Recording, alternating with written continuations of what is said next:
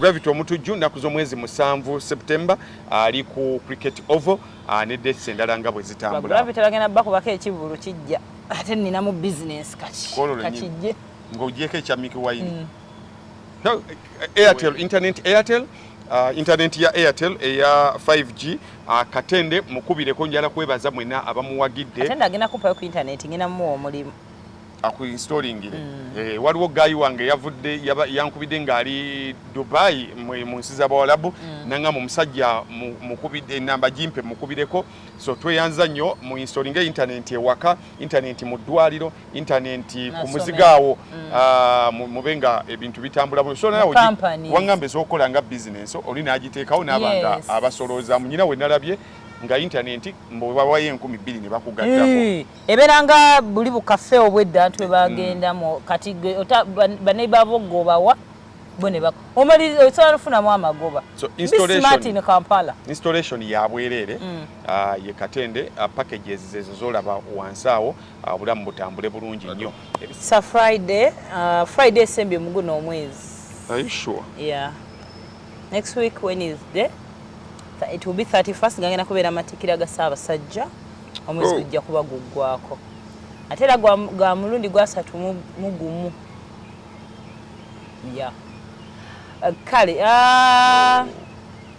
so it is congratulating everyone that has made it this far amidst everything that is going on.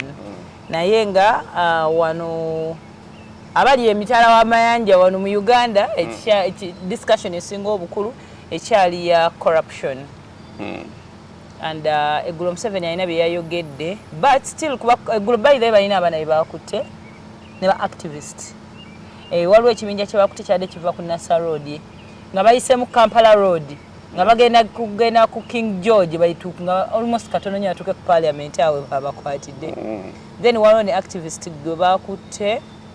I saw pictures trending. I don't know whether she intentionally did it. Naye adasi biye kakasikati nga munda ina just can. Olwa kutoko nakola we baji. Then the activists abasajja nabo basatu babadde bali ku Parliamentary Avenue be bakutte so baba tute ku court ya Buganda Road ne baba remandinga. Bali babadde 11 plus these 3. Basically be bakutte olunaku olw'eggulo. Ne kulokusatu era bakwatira ku Eliana Hotel then n'aba olwokubiri kati olunaku abasinga be bakwata be batwala mu court on Tuesday they were remanded era emisango gye babasomera mwalimu Aidan Disorderly and public nuisance oba gye tuyita common nuisance abalamuzi gye bannyonnyodde nti eyo bwe gukukamuvu bannyonnyodde ebintu bye baconsidering okubeera public nuisance era ng'okusibwa gubeera omwaka gumu kati Aidan Disorderly kwe kuli debate awo byemu ku Museveni byayogeddeko because I remember that day on Wednesday lawyers ab'enjawulo bajja ne bakyogerako ne bagamba but abalamuzi they in their senses we batunula mu logbook guno omusango kyalimu yagujjamu yennyini ye mukama waabwe and I think that is why he came out yesterday to talk but before we go to what Museveni had to say era olunaku olw'eggulo abamu abakwatibwa before because Honorable Zake bamukwata ku Lwakubiri. Zake yali wa Monday. Yeah, Zake ne team. He was granted bail olunaku olw'eggulo then ne Rain granted bail. However bali abalala b'olwokubiri abamu ba Lwakubiri on the 30th abalala ba mwezi guli nga 5 nga 6 nga 8 buli omu kisinza kooti gye eyamremanding. John nasobodde okubeerako mu kooti nga baleese Rain. Waliwo ebintu ebimu bw'oba biwulira eno ng'obiripotingako bulipotinzi. You can't get that close attachment and feeling.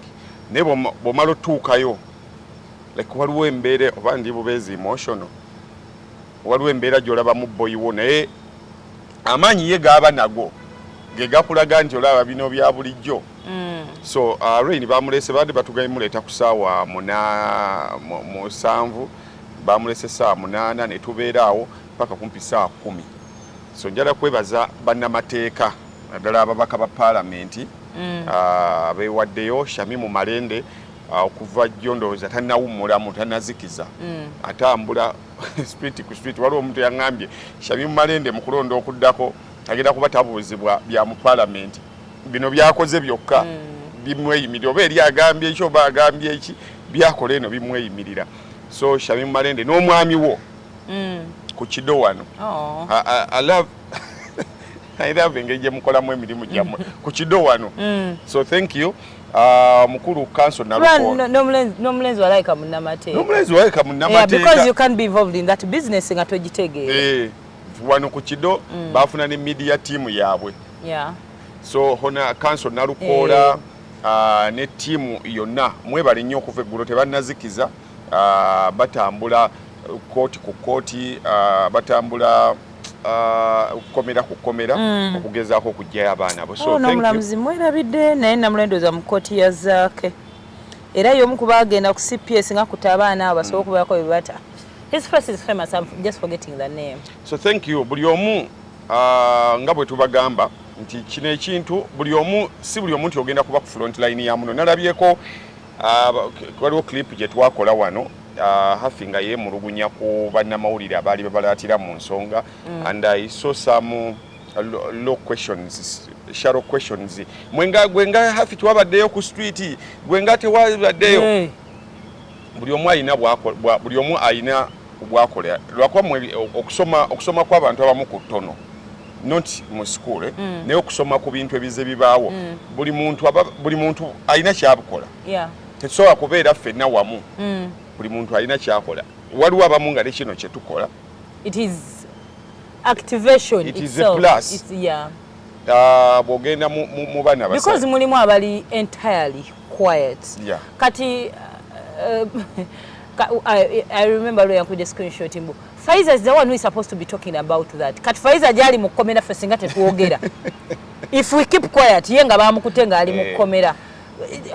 We anyway, nzibane mulimu n'abantu. Yo mwine namba jasamba boddayo bana basajja bwe bajja mu kinaana bwe bali batandika olutalo lwawe mu kinaana. They were 22 years, 24, 25, 26. Bona timu yaabwe. They were our age. But si buli omuntu yagenda mu nsiko. Waliwo abaasigala e Kampala tuli ku route. Nga bogwe mulimu gwabwe. Mulimu abali munda mu government. Era bamu bakugamba yali anyumya n'agamba yali munda mu government. Museveni nyinyi n'amugamba gwe munda mu government sigalamu. Kati bono sigalamu osobola okubanga otuwa information. So kakati munda mu government mulimu abasigalamu, mulimu abagenda mu nsiko, mulimu abagenda okusaka sente mu foreign land. Women made it clear wetwatandika interview nti buli omu walina potential wabalagira obutali bumativu. Abaita ku social media kuba temulimu ate abatasobola yadde okubako kye baposting. Actually kyobona nga twapininga out to those who were abamalamu bannaabo amaanyi bokka betwali tukubanga era nayise ku social media it is a plus. Kubanga ababaka oba abantu abali enguzi kwe bali ku social media era babiraba era eryanyi baliraba. Agenze ku street naye ye potential gyasobodde. Akozeseza omukutu gwe katika ngaffe tukozesa wano mulimu abakozesa buli omu alina potential kulaba nti olwanyisa engozi. That is what we care about. Kati abali negative ekyabagamba kumalamu bano abantu maanyi tobalaata waliwo abagenza ku street ne batambula waliwo abakozesa social media data waawe bamugula amasimu gaabwe bagacharginga waliwo ffe abakozesa channel yaffe then oba otubalaatira I mean at least keep quiet oberenge yaffe ataliyo teri agenda kunoonyayo kati abantu abamu obunafu bwabwe. But also me, I believe there is another world that is created. Je tutakuliddemu. But on your social media platforms, personally when I'm communicating, waliwo abantu kairwa kwa Facebook bajijja onewe in this guys. Neno nange sijihagalirako ddala. Waliwo abantu abali ku Twitter. Me when I am posting something katika nkubulireko. I have byenteka ku TikTok byanjawulo because manya abantu babe bategeera bulala. Byenteka ku Snapchat byanjawulo because nabo manya ababe bategeera bulala. Byenteka ku Twitter byanjawulo, byenteka ku Instagram ne Facebook byanjawulo. Usually because I don't care about Facebook at all, so najilinkinga ne Instagram. So oba bigenze bate bigenzeeyo. Actually, I'm going to delete Facebook because I think Mulize Nganze, it is one of the platforms that yes. Now, lwaki njawulamu content gwenteekayo ayinza okuba ekifaananyi kyekimu caption ekiwuka olw'entegeera y'abantu abali ku different social media platforms. Ebintu byenteeka ku Snapchat oba ku Twitter so abiteeka ku TikTok sisobola ate sinkyusa caption. Wabeerayo challenge za Irene Namubiru, wabeerayo olwali then tugenda ku Twitter. Kati eyo ate togenda tutikirayo nnyo mannyo togenda twalayo olwali. By the X eyo girabe yonoonese kati. Nze we nagulirawo Twitter account that was 2012. Actually yabeerawo n'emyaka doza because I was young. Kati nebeerawo emyaka ng'esatu nga lwansonga ebintu bye nasangangayo ng'abantu babeereyo nga bali so serious. Ekinaabudde X one kugala kwa Facebook. Kakati abantu ne bafubutuka ku Facebook ne bajja naye era banonye engagement engeri gyesengejja yekyalimu kyova olabanga ebiseera ebisinga ebintu ebimu ebigenda ku TikTok ne bifuuka ensonga abantu ne babivumira abantu eri Twitter eba yamaze obisengejja kati for example nyinza okukola post ng'ebalaata bano abaana abatambula ng'abo abantu ze bakola nenjiteeka ku Twitter netandika ogikuba kati mulimu bu smart people b'oku TikTok ne bugijjayo ne bugireeta ku TikTok naye nga yabadde olunaku lwonna nga tewali wa TikTok yagifuddeko kati bwagireeta then neefuuka ensonga naye nga ekintu kye bayombera kibaddeyo like a day. So that is how I wear my content because mmanyi bano kiringa omusomesa asobola okuba nga asomesa English nga asomesa okuva P6 paka P2 naye byagenda osomesa P6 agenda bisomesa abaana ba P2 era yajja naweyingamu so nze entalo bwe zityo era ojja ziranja ziyitako buyisi sijja zirwana. So our issue is if you have negative energy kubalaata mulimu ensonga ezitabalwa ensonga z'eggwanga ensonga za ddiini ensonga za bulamu tosobola kizibu okuzannya comedy era wano tuvumirira waliwo afudde n'omuzannya mu comedy like kati ne issue ya corruption and okubeerawo kw'abantu yensonga ki twava tugamba nti just lay down ebisigadde bireke. So abaavuddeyo bisima byereere katulabe ekirungi nalabye taata wa Rain y'omu ku bazze okumweyimirira andi mu bwongo bwange nabadde ndowooza ne ngamba taata wa Rain bw'aba yazze okweyimirira mutabani we kitegeeza he is proud of his son nti mutabani we ali mu ddooko not because yabbye not because yatemudde not because olw'ensonga zeyakulamugaana kuba buli muzadde olina by'okulogaana omwana wo nga bw'abeerayo munda eyo kizibu taata okweyimirira mutabani w'omubbi bikalubamu era bw'ogenda mu babbi abo ababeeyimirira era babboyi baabwe abo be babeera nabo mu bikoosi byabwe naye omuzadde waaviirayo n'ataba ye muzadde n'aleeta ne mukulu munne babadde abakulu babiri n'aleeta ne mukulu munne n'amugamba tugende tweyimirira omwana. They are proud of what their son Kyagen then eyazzeko okumweyimirira yabadde boyi we bakola omulimu gwe gumu ka Mawulana. Ekyo nakyo kyanjigiriza nti bwe mubeera duo there are things byokola nga kyaliwo n'agamba naye omanyi ebyo oba okutta ekkubo lyo tunaddamu nze bw'otuuka mu comedy nkubiraako naye bwe bituuka mu bintu byesikkiriziganya nabyo naye Mawulana naye yandaze nti ebirala byonna boyi wange nyiza obutamweyimirira because Rain alina byajja okukola Mawulana agamba ebyo bikola ki bikwata ku ye but in these causes musajja atu yavuddeyo n'ayimirira wali ne family yonna so abali mu makomera because of kulwanyisa nguzi. This is a signal that your families are very proud of you. Kuba sinalabayo taata avayo kugamba mwana we tekikyokola kikyamu sinalabayo babakubira ababasimatusa abakubira babuzi oli bulungi otuuse ewaka. So your families, your children, everyone is proud of you. Bino byetwogera twalibadde tetukyabyogera because we know abantu abamu babivunula bulala waliwo yaŋŋambye yadda ŋŋamba n'agamba kati ojja kusala mujja tuuka ekiseera musalewo either obeera munnamawulire oba obeera politician. Mugamba what we do on that channel is literally not politics. We are not advocating mulonde gundi ebyo birala. That's what I told you the other time. Nengamba Ugandans tulina ekintu And that is the debate yali luli era still kugundi ku Twitter. What is politics? Bwabanga politics kitegeeza embeera yaffe eyabulamu kati nawe ama politician nzikiriza. Bwekitegeeza nze okubeera nti bwe ngambako muno mu ddwaliro teri ddagala ama politician. I agree I am. Bwe kiba kitegeeza nti bannange ye kinya kyawo omwana waliwo gaya tero tukubira kusumulula naga bannange ekinya kyawo ali kusala amalodi eggulo nakiyiseemu. Anti kisobola omira akamotoka. Bwe nti bwayogera ku ekyo ekinya kimufuula political. Omuntu okogera ku nguzi eri mawulire ne president yennyini ajogerako n'agamba nti mbi bwe nvayo ne njogerako banendaga obutali bumativu ng'omuntu ali harmless talina yadde kyalina kyekipande ekiriko stop corruption then nga kimufuula politician.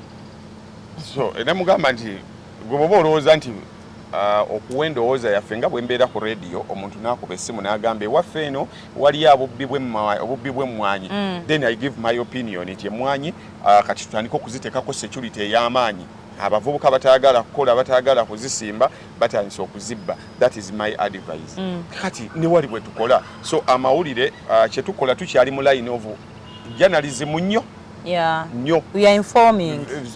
Nnyo and educating aba batayagala kuyiga. So bwe tulituuka gundi mu muwakalulu gundi akoze bwati then awo bogenze kuba nti kati ndi partisan ku gundi ne gundi nonzeewo. Yeah.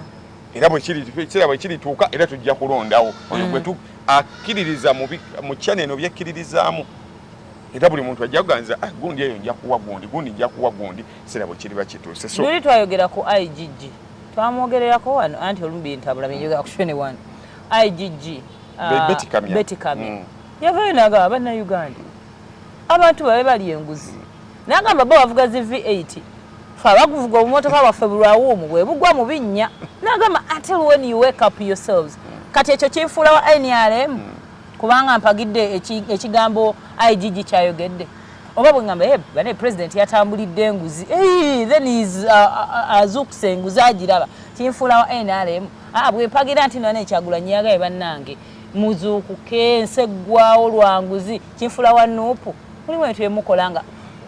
Don't send people to believe in what you think they should. Buli omu ka believingire mu mazima galaba nti mazima. So that was yesterday tubakulisaayo. Tiyayogeddeko n'agamba yadde ajja kwegatta ku bantu abadde batambulira enguzi naye yakizudde. Ab'emitima emibi. Very bad. Ayina engeri gy'addanyi. Anyinyukizaamu ekigambo. Very bad intentions. You're funded. Waliwo abantu abatagala nsi za Africa kulaakulana ezo be bali fundinga kino ekintu. Yabitegedde. N'ekiramu adde mwagala kulituusa ku bannayuganda bizibu. Balikola. Mutambula. Mwagala abalobe bababbeko amasimu gaabwe mu maduuka. Because ate abatagenza ku matuuka kubba kyekira kye bagenda okutawanya mu bannayuganda. Era yasuubiza. By the way, they've recalled the files. DPP recalled those files ez'abaana. Jika bagala kujjamu musango wa Aidan disorderly. Bakiguddemu nti teguliko mulobo. They are not informed. Bo benyini abataddemu Aidan disorderly, they are not informed. Eggwanga lino. Now the DPP recalled the files. Era president yagaye mugenda va mu komera naffe abannayuganda balooza nti bano abaana adde intentions nnungi. We bakoma mu kkooti tugenda swala. Ekyadde kigendererwa kigenda kwabika.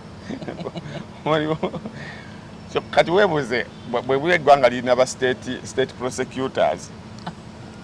Kuba nadde mu musango gwa Raini nendaba mulimu ba state prosecutors basoma amateeka so oba tosobola at ku level yo eno wansi kumanya nti ogwo omusango bagudde ku muntu gutulya waggulu eri. Ate singa ba lawyers tebayogera abaana ne bakomawo mu kkooti ne the lawyers that are supporting abalina owolereza bano abaana be bazuukusiza abantu bano ne president ne munaswala bano abantu bali informed kakati a president element foreign element simanyi lwaki tugyekwekamu nnyo buli gwe bakuba yekweka mu bazungu banwanyisa Osegedde abazungu baffe ba foreigners bazungu banwanyisa. One, nze I have no issue na muntu agenda nafuna sente mu bazungu, because banga lyonna tewaliwo muntu ayagala kubaako kyakyusa wuwe n'atafunako buyambi bweru. Kobere gwe ng'olina mutabani we waka ng'akulemeredde, ojjako ewa kwefuna omugabo waye. Omwana wange njogedde nnyo naye kati nawogereko naye. That is African setting. Banga lyo tosobola kyusa wuwo nga tolabiddeeko bweru, kyekisooka olina okubaako woolabira, olina okufuna bakulu banno ne bakuyambako. Kabeere kitammwe bw'abatabukako mufuna bakulu banne ku kyalo kuba mwogereko ne muzeeyi omwenge gususse, mwogereko ne muzeeyi asusse okukuba maama, mwogereko ne muzeeyi. So ekyo teriyo muntu alibaako kyakyusa n'atafuna foreign help. Tekiriyo kabebeere wa naye nyine president abimanyi nti we bali bagenda okubaako ebakyusa wano. Waliwo abaabeeranga Sweden, waliwo abaabeeranga Bungereza, waliwo abaabeeranga mu America, waliwo abaabeeranga Kenya nga banoonya foreign help. Tewaliwo ng'ovudde ku foreign help, bw'otuuka ku kinyusi kyennyini nti foreign help weeri, waliwo abagenze ne bagifuna, naye bwe bakomawo wano ensonga gye boogerayo weeri. I understand. Ebyo byonna buno obuwakatirwa bonna taata lwaki There's something you're blaming me, but lwaki kiriiwo nkanya kimu lwaki wandopi lwaki wako naye bakuwayiriza mwana nagenda ndopa mu kuchika mwana nagenda ndopa mu basenga abe mwana nagenda kunswaza ekibuzo kibeera nti bwe yagenzeeyo bwe yagambye omwenge gwogunywa. That is the question. Away from history waffe nti foreign help tujeeta goba twagala oba tetuwagala. Ekisonga Yoweri awi tuli mu mbeera nnungi nti bwe bazze basenga bagenze okujja yagamba onywa omwenge bagenze okusanga nga wasemba okugunywa myaka ebiri emabega. So ekinyusi kirina kubeera wano kibeera ne bano bonna betugamba gundi yazze ku luguudo niiza obutamanya nnyo kuba buli muntu yeerwanirira bubwe era buli ali ku street teri yanwanirira. Ne wano we manjogera siina gwe njogerera. Kabere Museveni yatugamba ekyamutwala mu nsiko siffe yagenda kukyusa bulamu bwe n'abazzukulu be. So buli muntu yeerwanirira bintu bye. So is the issue available? Sente zibbibwa trillions ezisoba zibbibwa. That should be the bigger question. Nenzijukira we twabuuza youth minister gye bali banjana tugamba muve ku Nyamutolo mwaba mulonda Ugandans. Nyamutolo no bwe yazzo tuddamu. She just retweeted bigambo bya President Museveni. Nemanya Ugandans tetuganya kale nnaku ebaluma nnyo nti temwagala kumanya but electoral colleges ezamulonda zaffe bavubuka. Osegede actually I she's a youth minister and she's representing us. So, I mean nabana yandibadde awulira outcry before even go on the roads nga ye yakiteekayo dda nagamba nemba buulire ekizimba kinaatera okusajjuka. Actually I want to task Nyamutolo ne tiimu ye yonna ey'ababaka abatukiikirira ng'abavubuka mu ggwanga. Buli muntu ajje ku TikTok handle ye, ajje ku Twitter handle ye, atubuulire mu myaka gino 2.5 gye bakamala mu parliament bo nga bakiikirira abavubuka. Ku answered biru ki gye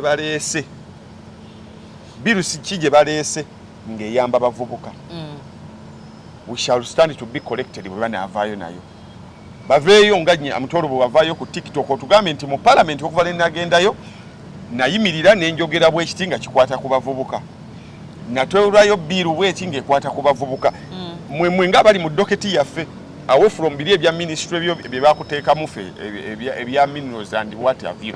Naye wano the main purpose why you are in parliament mu bbanga lya myaka 2.5 just to listing ovaayo tunnyonnyoleko okoleyo TikTok live oba ku Twitter ogaba naye kuva ne nagendayo nga Nyamutolo bino byensobodde okwogera mu parliament ebi representing abavubuka era nagenda ne neebuuza ku bavubuka b'egindi n'ab'egindi wano meetings muziraba nga mbeebuuzaako era bwe baŋŋamba ne ŋŋenda mu paalamenti ne njogerayo ABCD amagye ga TikTok gamuwolereza ne bambi ng'olabidde alaka naye gy'atulagamba bana bampolereza naye bamanye ekigenda mu maaso mu ggwanga because yo kuba bwe wazze okwogera nalabye wali tweetinze seeing also a debate of ono mwana aliwe namwogera ku channel ya Simon nanvumya ati nga nebinali njogera naye byali bitu anyway okuba tekulina kye twali tutuggyeko naye yabadde yawa amagezi tulekerawo machi nga tugenda ku parliament bana ababaka fe abalonda tumanyi gye babeera.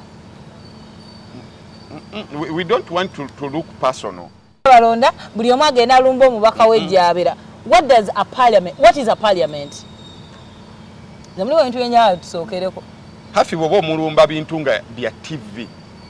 Jangu ku TV. Where do you come to my house? Eri ewuwe waliyo mukyala we tatukwatako, waliyo baana be tebatukwatako. Jangu wano ku Masengere nkusange because byonnumba nabyogerera wa? Ku Masengere. Era bwoba olina byoyagala nkwogerere ku TV ojja ku TV. Bweba binyina ebiri personal sisuubira musajja akukwana kujja ku TV wano. Anti ayate tubavuma awo n'omugabo badde ozungu okimaki. Mojja era lumu receptionist waffe yankubira ekifaani yampeereza misenga someone needs the reception. There's nothing I respect like that. Mandowooza now this is business. Official. It is very official. Naye nali maze okuvaawo nenga by the time someone comes to the station like it is business nemwamu enamba yange n'agimuwa bwamala ogimuwa natandika hello hafi nazze nankubira ekifaananyi kye bwafaana nga nazze awo nga toliiwo naye mbadde nina byenjagala onyambeko tukole kwanze kale ssebo gyebaleko biki ne mubuuza obadde oyagala biki ekisooka bane wabula mwana gwezi olina okuntumirangako akyali mu official nasooka nensirika ne mugamba kale ensonga kyendala gy'obadde onoonyeza oba olina mukubudde bade gyatusinkane.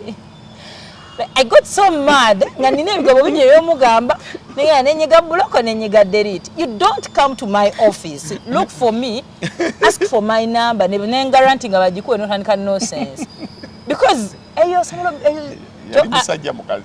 Yali musajja of course. Kati ekyasinga okunyiza nti protocol gye yayitamu ngi respectinga. Official. Humbagala biri personal. Sitino sikwanibwa. Era bangi asobola okungamba mwana nafunye namba yo waliwo yagimpadde mbadde nsaba oba olina ku budde tu meeting biki.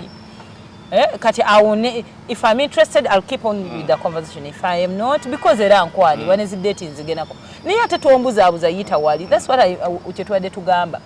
Nze baira olaba tugenda ne mu box kati nze emachi ndi manyi omubaka wange manyi gwe nalonda na buli kimu simanyi n'omu wabeera simanyi because that is none of my business nali manyi we nino londa era ne gwe ngendo londa era ne ngenda ne mbalonda ne byangambye byamatiza okungamba nti byagenda okunkolera nga atuse mu parliament kati singa mwetaaga lwaki ngende ewuwe wabeera ne security bakwatirawo trespass naye ate parliament yaffe ffenna ye office ye twamusindika onfunye bulungi kakati mulekerawo endowooza ennafu tusuubira nti nebananga olumu mutegeeramu sometimes I don't argue ngenda nenkisomamu nemaya kati ono musiru nnyo muddamu era mukazi w'omubaka bw'atugamba nti amaze emyezi 6 tasula waka ebyo tebitukwatako naye sipiika bw'atugamba nti omubaka amaze emyezi 6 takiika waliwo lweba tugamba mubaka ssebo wali byebyaffe ewuwe we tutuukirayo ng'ennamusa etuuse ku nnyoge waliwo olunaku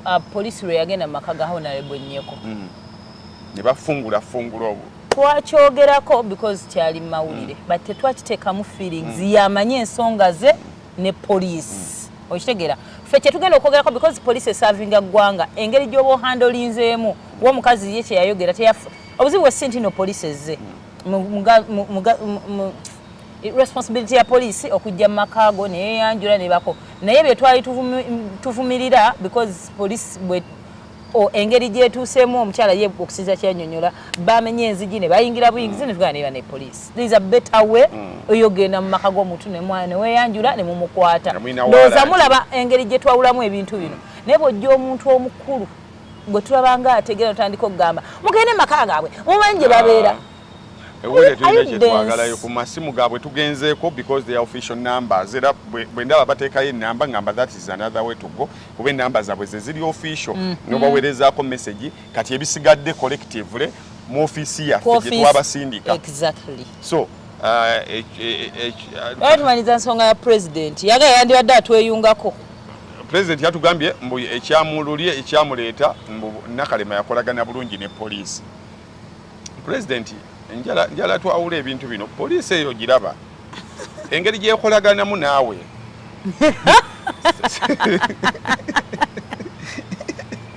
engeri gyekolaganamu naawe ne babboyi bo byanjawulo yabisegedde byanjawulo kubanga ffe abaagala ebintu bikyuke we are seen as step daughters and step sons engeri maama gyakolaganamu naffe byanjawulo ne gyakolaganamu n'abaana bazaala because bw'otunulira emirundi gyonna abantu abalina bye beemulugunya bye baagadde okukolagana ne poliisi n'obukwakkulizo bwe bawadde nga literally eringa ebagamba nti tebisoboka kyokka ate sayidi yo abantu bo bakola ebintu nga poliisi neetunuulira batunuulire oluusi tebalina bbaluwa oluusi they don't have kati natunuulidde nga bagaana ekiwandiiko kye bataddeyo nga bagaana enkuŋŋaana za noopu ezibadde zeeyongerayo nga bagamba twabagamba abantu tebaddamu kutambulira waggulu ku mamotoka bwe mwabadde egundi twalabye emmotoka bweti ne bweti ng'eriko abantu we bati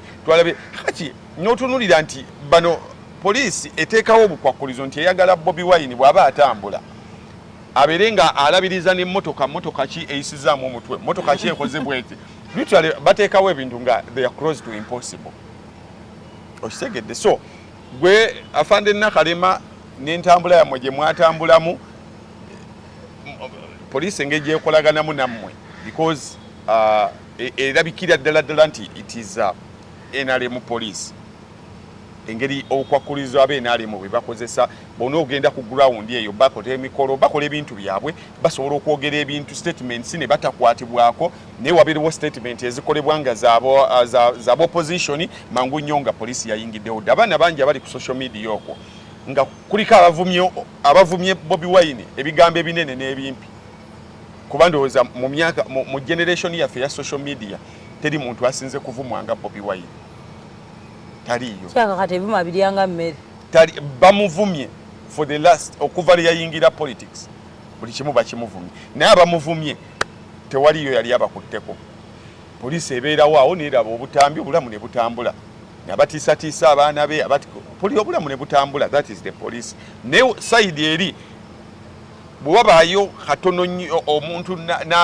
n'awemula pulezidenti nawe mangu nnyaawo bulola ebyamukwasiza biki tusumbwadde embeera ya sipiika bulola era yaweebwa bbeeyi olunaku olweggulo terms and conditions toddangamu naye bulola bya posting about the speaker go bantu bameka in the same measure even more ababi posting about Bobi Wine gamba yeke nnyini bulola nga tannakyusa nvubo bulola before yakolanga Kyagulanyi okitegedde so ye poliisi gy'otusindika mukama wange ge magye gy'otusindika ze institutions z'otusindikamu ziri double standards z'amaanyi nnyo so gwe osobola okubanga ebyo birala waka maama alimu mu maka mukwatagana bulungi nnyo so weewuunya gwe tomanyi na kumanya nti abamu tuli enva omutali mu nnyo ewaka okitegedde so poliisi gye watusindise tebijja kuggwa because double standards z'amaanyi nga mu institutions endala zonna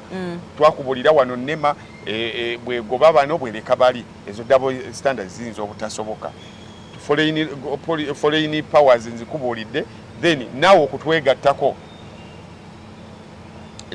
nakyo kiri impossible just to president yadde asaaga mu busaazi omuntu yenna asaaganga kubanga singa yadde bakutwegattako president nga yagambye tufune a very cool Sunday cool nze president nga tonnavaayo kwegaana sipiika bye yayogerera Lwengo sikulaba ng'otwegattako nga tonneegaana statement eyo wagiwulira bulungi nnyo sipiika gye yakola nti gwe kennyini wamutuma ajja atubuulire nti omuntu bwabba tekiina buzibu. A statement you've never tovangayo kujja addressinga. Kati nze nkulu statement zo nzirabangaza just kusaaga mu busaazi. Why did the speaker call off the preliminary sittings? Kuba ye teyawa nsonga yagamba bugambikira aka tuwumulemu tunadda wiiki ejja ate bakava mu recess bakava mu kuwumula. Anti kasukaali keeko. Kaliro katuuka message zituuka bulungi nnyo kubanga gwe weewuunye lwaki wano mu muliro gwonna ankotaye yazze musajja wattu ogenda okumaliza nga waggulu mukama we byonna ebyadde bigenda okwogerwa byamalibadde biyinza okumaliriza nga biggukira mu ye. She's the overall supervisor. Bwe tugenda mu lifestyle audit, bwe tugenda mu bigambo ebyogerwa, bwe tugenda mu sanctions byonna byetoolola bikomawo. Ajija kya auditing ababaka oba yaki ali mu break. Lifestyle. Lifestyle tannagitandika President Museveni yennyini yamugaana. Yagamba mbwa abantu abo bagende mpola. Oyinza obbatiisa ssente ne baziddusa nga bazitwala ebweru. So President double standards nnyingi nnyo mu lutalo n'olw'okulwanyisa enguzi. From your words byoyogera ku macha ne byoyogera olw'eggulo byokola ku macha ne byokola olw'eggulo waliwo gap nene nnyo. Okyali ku olwo olw'abavubuka abakwatibwa yonna gye muli eyo mu makomera gye mutulabira nammwe abazadde abantu baabwe bulijjo twali tugamba. Actually speaking of the abakulira like abavubuka abeekalakasa nti tebalina mutwe n'amagulu. Tebalina bibiina, tebalina leaders. Okuleka lw'ofesi y'omwana eyavaayo, but I doubt she's a leader, naye nga ali ku campaign. Shamim, she's called Shamim Nambasa. They are not the leaders, just in abo. Actually, bamubuuziza eggulo badde bagamba ku nsonga z'aba foreigners, n'agamba I don't need foreigners to tell me that my country is corrupt. Teri omuzungu oba mu South Africa agenda kujja ngambe olaba nze mu ggwanga mwembeera angambe enguzi yiri wali nze mbeera ano mu Uganda era buli kimu kigenda maaso nkiraba. Kakati munaye ba leaders ba meetings eggula afande Nakalema oba gwe obadde tobamanyi ba leaders babavubuka ng'oli muvubuka gwe olaba tumanyi na mukulembezeewo ba national smile youth smile leader bikoze biti oba bamuyita Eyeru. The guy is called Eyeru. Kozi nga temukyali bavubuka mukaddiye abavubuka babamanyi abakulembeze baabwe abagenzeyo baani abatumyeyo.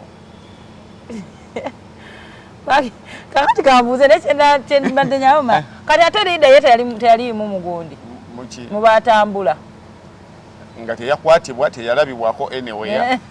Apostinga ki mu bino byonna ebibadde bigenda maaso. Tugamba buli omu there is somewhere they are fighting for corruption. Kino ekintu olutalo olubeeramu oluliwo kati amawanga bali mu kulwana naku kunoonya bakulembeze.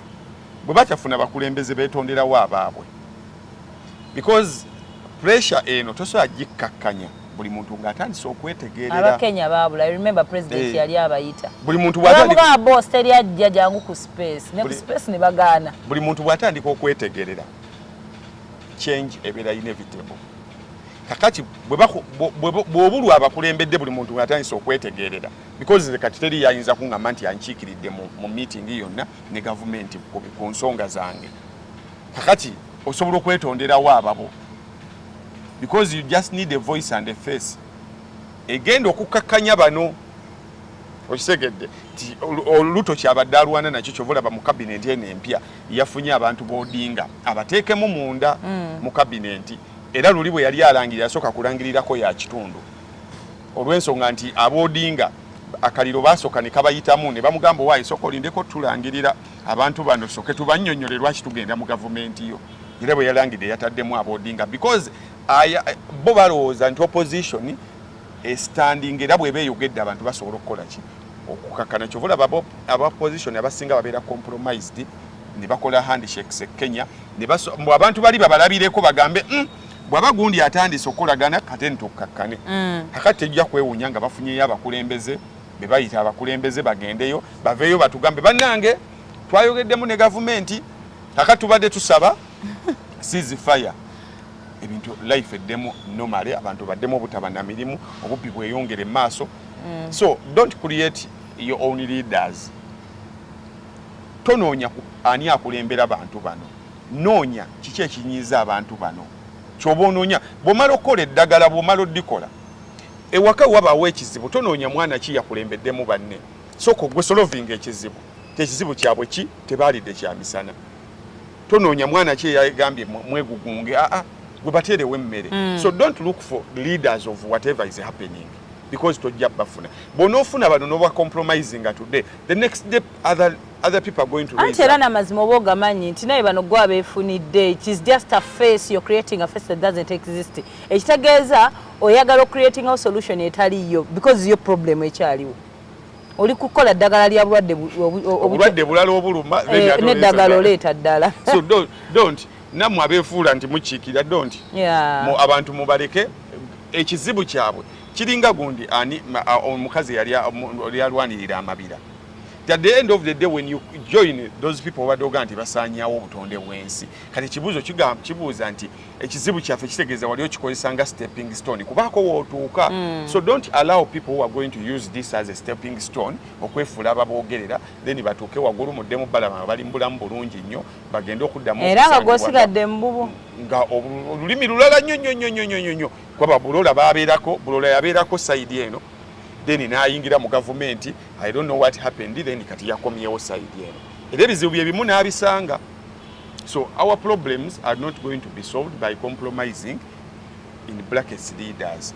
Problems zaffe zigenda kubeera solved nga tusonga ku kizibu si kusonga ku ani akikulembera n'ani ayinza kukikkakanya. Owait yozeze nsi twalina nsi si yabongako bubonzi ku president bwati obulamu ne bukyukirawo. Eba otunuulira nsi omanyira ddala nti obulamu bw'eggwanga lino bukyali bubi nnyo. Bukyali bubi nnyo because nsi that guy ye erinnya liyaani musajja omanyi nsi omutuufu yafa. Bobi Wine yazze n'atugamba nsi omutuufu yafa. Nsi omudusi w'emisinde bwe yali anyumyako ow'ekyalo kyabwe mbu yafa. Kakati ono gwe twatuumye ensi omusajja yavudde ebundi bujjo abamuwadde ssente and yani erinnya ye Kihura Rozio bamuwadde pikipiki to solve his temporary problems. Bangambye ate yagisaba.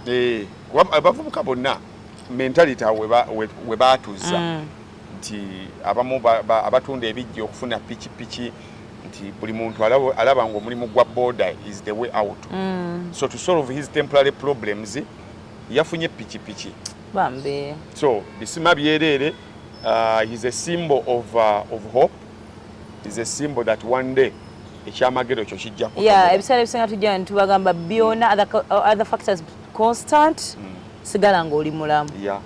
It is a good gesture from the NUP leadership nti at least mbusobozi bwabwe obutono basobola okutateekawo system egenda kakasa nti nsi oba Rozio agenda kubeera n'obulamu obulungi after getting this pikipiki eno tebakigalantinga at least it is a gesture nti abavubuka beetaaga okuyambibwa basobole balina ebintu bingi basobola ne beetaaga okuyambibwa. So this temporary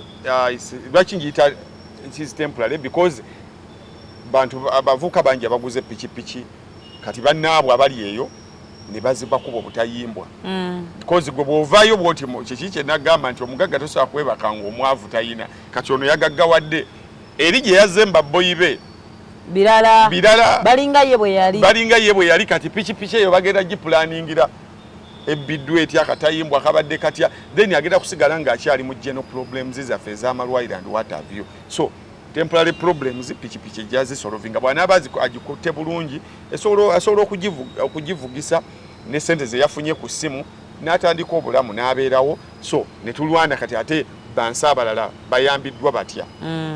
So waliwo abantu abalinga bagamba Bobi Wine mukodo tagaba NUP nkodo tegaba kino kinalingamba nnyonnyola nti kakati bwe tutandika buli muvubuka ajje wa Bobi Wine bamugulire pikipiki bagenda gulira bameka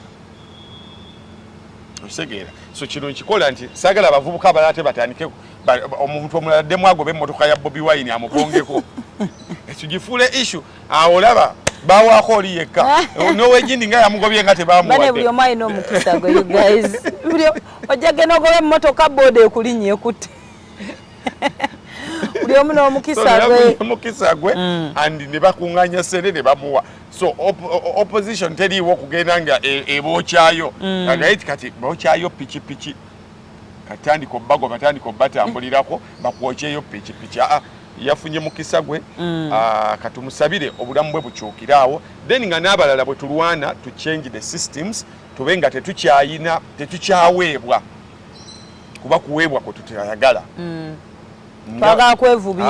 twagala kwevubira nti omuvubuka ali eyo yeegulidde pikipiki ye byebabana byebagamba byebabana I'm sorry about the projects za government zino tezandibadde embisinga ziyita mu mikutu emirungi kati ebyo bya ssente za PDM gyeziri bwe giba gyeziri nze siteekangamu effort naye abali bazifunye abantu hado ze bayitamu okuzifuna olaba mulimu ebintu nze nga sawa kumalira amaanyi nga ndabira ddala era maliriza either nkoze loosi oba nga sikifunye kati kiringa okunzibako essimu netandika okugenda nti njinoonye kyenkola genda ku poliisi gireportinga I keep my peace in case ekozeseddwa mu bumenyi bw'amateeka naye mbuno baginoonye nti bagiyinzirize ekyomanya kigenze kuba oyinza okwetala n'okoowa kakati ziringa ezisente za PDM gyeziringa era gavumenti weerangirira wadde nga nze ng'omuntu sifunangayo omuntu nga muno yazifunye kati naye ebizibu by'abavubuka bibiri bye twali twogerako gwessa internet wansi twagala kwevubira ebyokukola tubimanyi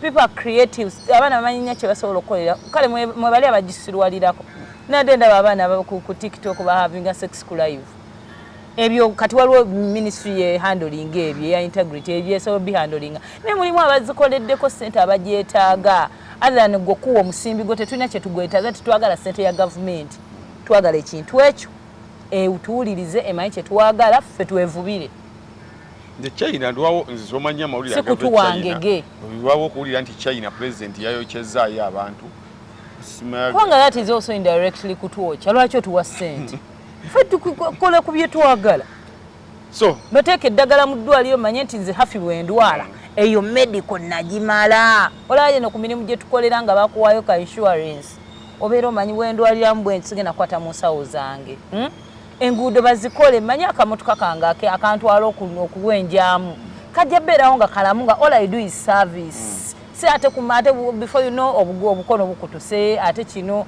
no ebya bulijjo betwagala bigonzebweko emisolo gikendere ffe tu surviving kale mpozo bajukizamu leero lwakutaano tugenda mu Irene Nambiru ya timeless concert yaserinze out 0 twagala njagala okuyita wano kwenyini ku channel okwebaza bannayuganda thank you for loving Ugandans nze wensookera abayimbi aba Nigeria abazungu bamanyi bangi ate mbagala naye njagala nnyo omunnayuganda asooka afune so that was a very beautiful gesture leero tugenda tewali ticket ku mulyango oba tolina ticket ku ssimu yo ate tebakuguza ticket tewaliyo ticket ya mu ngalo zonna tuzirina ku ssimu tugende tunyimira Irene Nambiru si andigi yategese dda kuba kyemmanyi akagoye oluva mu muzikiti oluva mu muzikiti bwetu nga twesuna naye bwe nkusango naye anjulira mangu nga nangu ogamba kwefu afi powers nemekutayika konona bigambo byange tumale okuva mu Serena tuddebwe obinyononerako ofa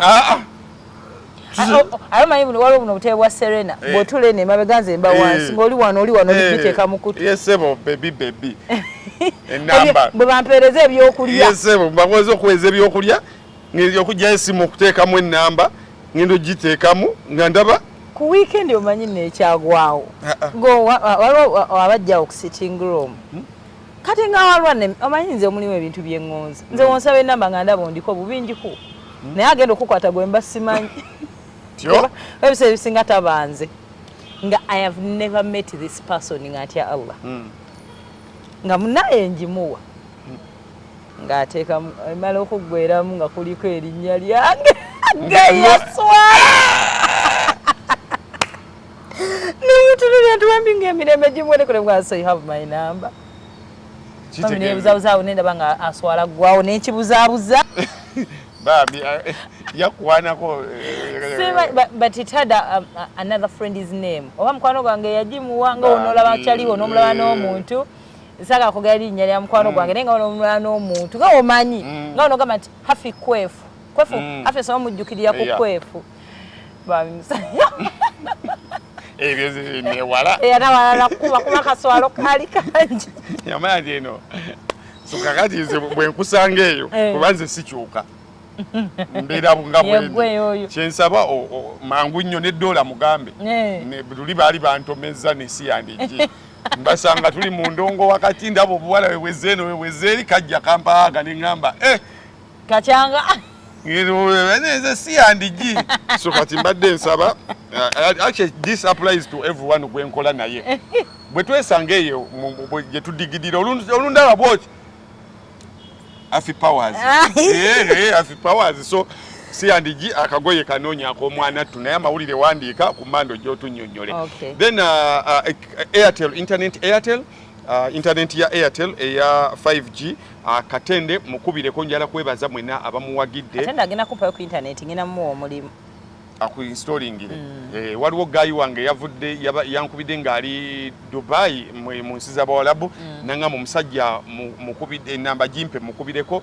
So tweyanza nnyo mu installing internet ewaka, internet mu ddwaliro, internet ku muzigaawo mubenga ebintu bitambula bulungi. So nawe wangambe z'okola nga business oli n'agiteekawo n'abanga abasolooza munyina we nalabye nga internet mbobawayo 2000 ne bakugaddako. Eberanga buli bukafe obwedda twe bagenda mu kati baneiba bogobawa bone bako omali osarufuna mu amagoba. So installation ya bwerere ye Katende packages zezo zolaba wansaawo bulamu butambule bulungi nnyo. Ebisigadde tuliziganye bwenva wanaka Gravity omutujju nakuzo mwezi 7 September ali ku Cricket Oval ne dates endala nga bwe zitambula. Gravity bagenda bakubaka ekibulu kijja ate nina mu business kachijje ng'ogyeko ekya Mickey Wine.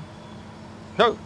Fewe tuli so bwenva wano ngenda wa Honorable Karwanga kusawazi yakubanga 8. I'm going to pose your questions in interview postinga next week. Then ku Sunday tulina okusinza mu Luganda okwebongereza bajja giteekayo interview ndoza bajja bawa egenda kuba ya series kuba yali mpanvu tujja soka tubawo introduction ku Saturday.